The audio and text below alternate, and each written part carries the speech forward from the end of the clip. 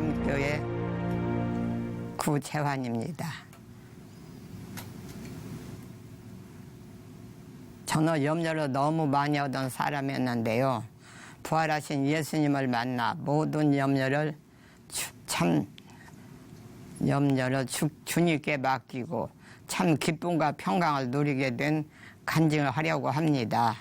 저는 1927년에 충남 서천에서 6남매 중 맏딸로 태어났습니다.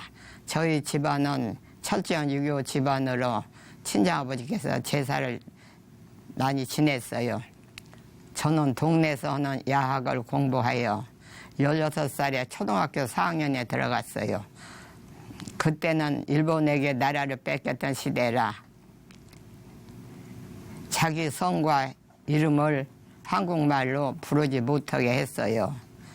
저는 초등학교를 졸업한 후 19살 때 여자 중학교에 들어갔습니다. 기숙사에 있을 때였어요. 여학생들은 일장기를 들고다가 노래 부르면서 일본 군인들을 환송하기도 했어요. 학교 밖에서는 일본 군인들이 우리나라 남자들을 끌어다가 전쟁에 보내기도 하고 탄광을 끌고 갔다고 했어요. 들리는 소식은 여자들은 정신대에 끌고 갔다는 말도 있었는데 저는 한 학기를 마치고 방학 무렵이 되어 집으로 갔는데요. 우리 집은 예전 시골이라 끌려가지 않아서 다행했습니다. 그 당시는 일본 군인들이 길 가던 사람들을 총대로 때리고 발로 밟기도 했습니다. 저는 일본군 눈에 띄지 않도록 집에 조용히 숨어 있기도 했어요.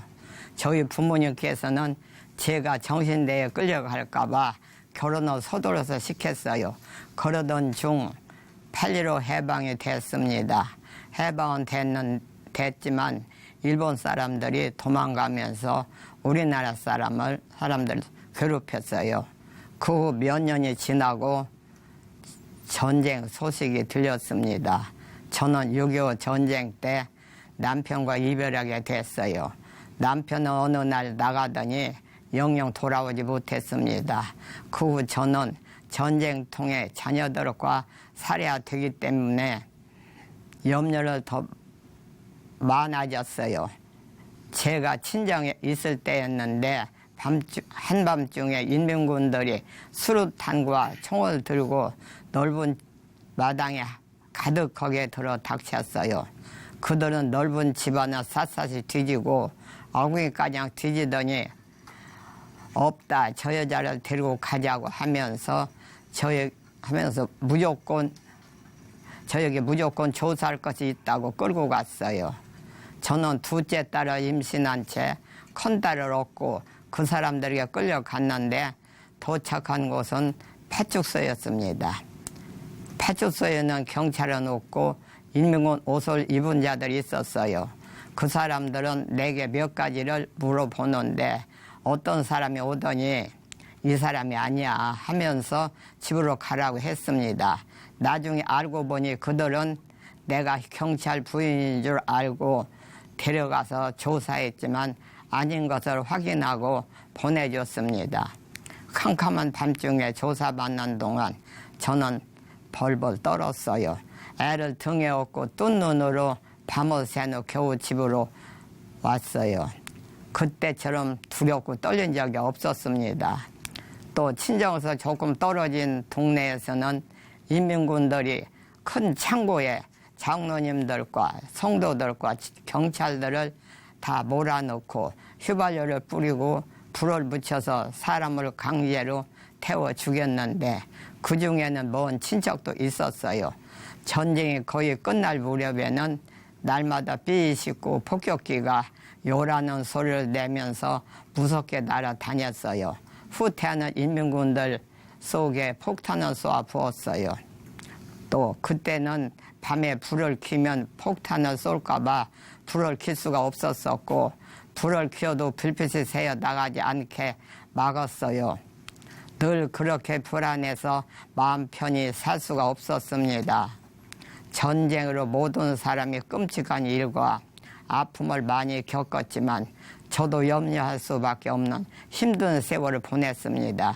전쟁이 끝나고 몇 년 후에 재혼을 해서 막내딸을 낳았지만 가정생활은 남편의 의도로 인해 평탄하지 못하여 막내를 데리고 나와 홀로 살게 됐어요. 저는 초등학교 때부터 교회를 나갔는데요. 전쟁을 2번 겪은 동안 제대로 교회를 나갈 수가 없었습니다. 어려운 시대를 보낸 후 최선을 다해 신앙생활 열심히 했지만 항상 자녀와 생활에 대한 염려 때문에 마음이 답답했고 기쁨이 없었습니다. 그쯤 막내딸이 자신이 변하지 않는다고 교회를 여기저기 돌아다녔어요. 그러면서 몇 년이 흘러갔어요. 그러던 어느 날 막내딸이 춘천에서 교회를 다닌다고 했어요. 저는 딸에 대해서도 염려를 늘 했습니다. 그러던 차에 제가 허리가 많이 아프고 몸이 아파서 거동하기 어려웠고 돌봐줄 사람이 없어서 하는 수 없이 막내딸이 있는 춘천으로 가게 되었어요. 저는 누워서 3개월 정도로 지내면서 목사님 말씀 동영상을 하루 종일 보고 또 봤어요. 제 귀에 선명하게 들린 말씀은 전능자가 이 땅에 오셨다 가셨다. 그런데 그냥 가시지 않고 확실한 증거를 남기고 가셨다. 부활. 또 어느 날은 예수께서 부활하시지 않았다면 너희 믿음도 헛되고 너희가 여전히 죄 가운데 있다고 말씀하셨는데 깜짝 놀랐습니다. 그동안 한 번도 들어본 적이 없는 말씀이었어요. 예수님이 부활이 없었다면 죄가 그대로 있다는 말씀과 믿음도 헛것이라고 하시니 이것은 무서운 말씀이었습니다. 부활이 이렇게 중요한 줄 몰랐어요. 부활은 어느 날 갑자기 일어난 사건이 아니고 구약 성경에 예언된 대로 이루어졌음을 알게 됐어요.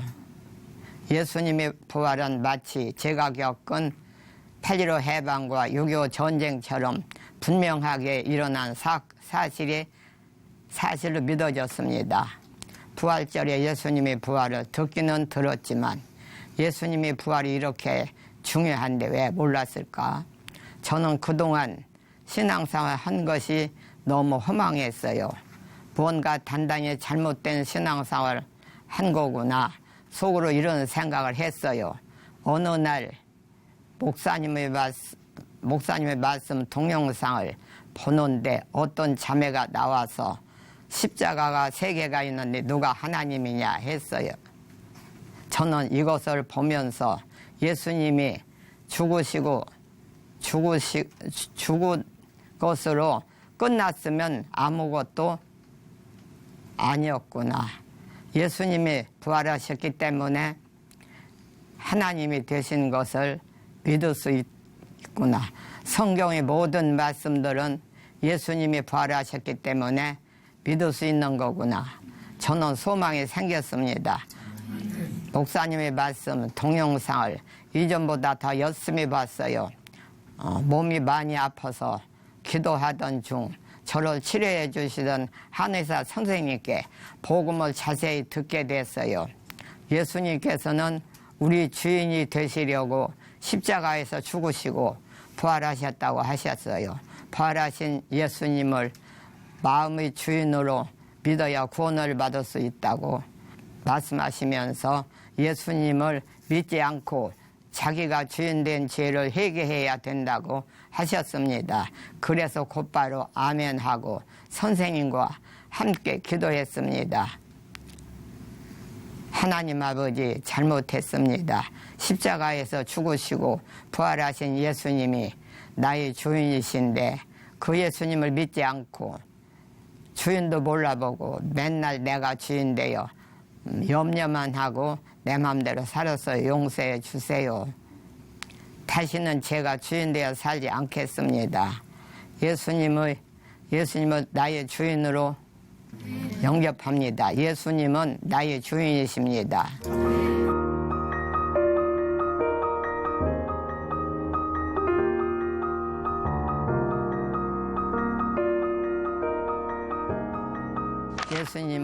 영접하고 난 후 마음에 평강과 기쁨이 임했습니다.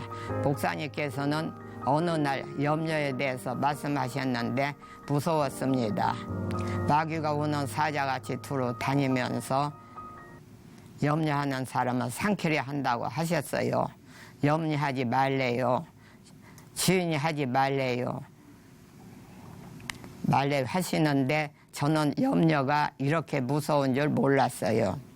결국 제가 주인데요. 예수님을 믿지 않았기 때문에 매사에 염려한 것을 알았습니다. 가끔 염려가 오면 아무것도 염려하지 말고 오직 모든 일에 기도와 간구로 너희 구할 것을 감사함으로 하나님께 아뢰라. 그리하면 모든 지각에 뛰어난 하나님의 평강이 그리스도 예수 안에서 너희 마음과 생각을 지키시리라. 이 말씀으로 기도하고 또 예수는 나의 주, 예수 보여 이렇게 합니다. 과거에 저희 믿음은 어느 때는 천국에 갈 것 같고 어느 때는 못 갈 것 같이 천국과 지옥에 왔다 갔다 했습니다.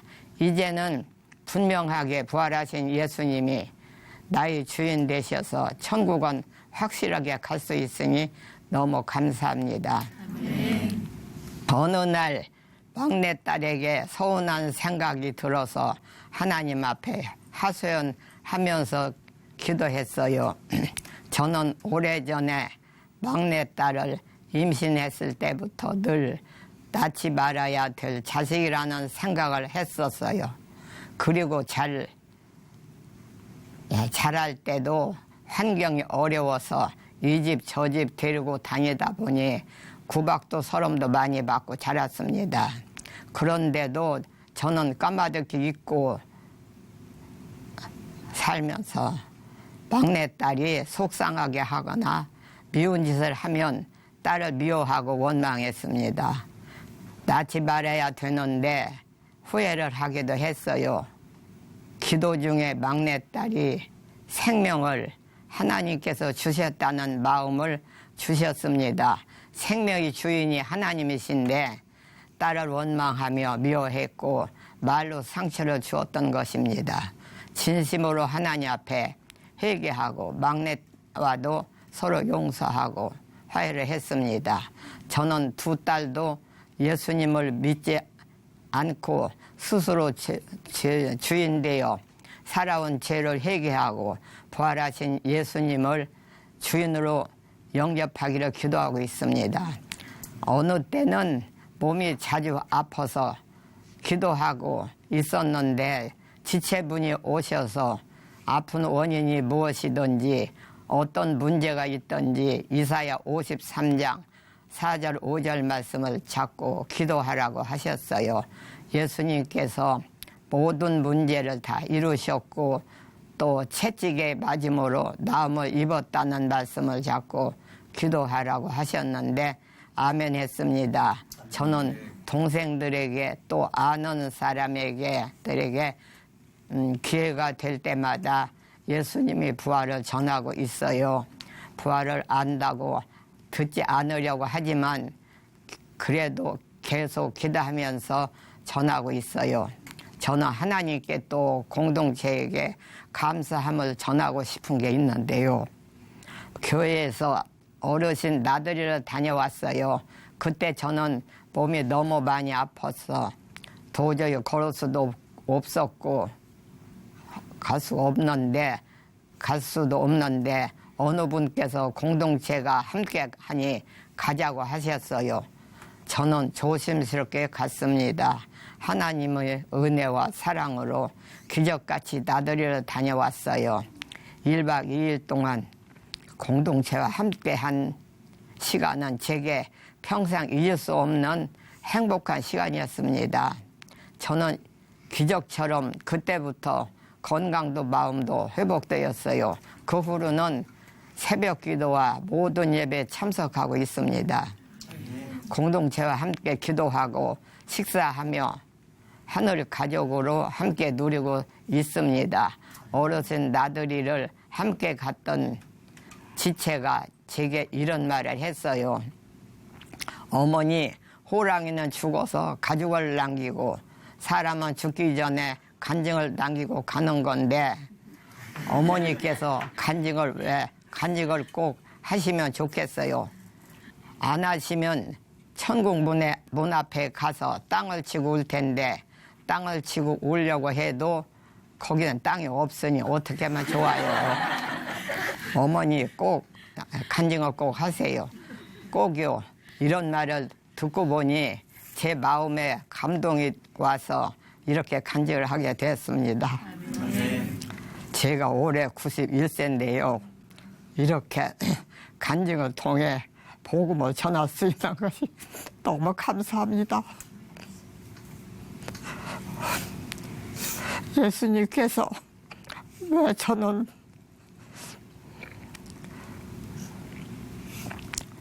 안 만나 주시냐고 하소연했던 제가 이렇게 늦게나마 부활하신 예수님을 주인으로 모시고 그분과 함께 살게 되니 감사합니다. 감사합니다. 주님 앞에 가는 그날까지 염려하지 않고 기쁨과 평강 속에 공동체를 위해 기도하며 살겠습니다. 감사합니다. 부활하신 예수님은 나의 주인이십니다. 감사합니다.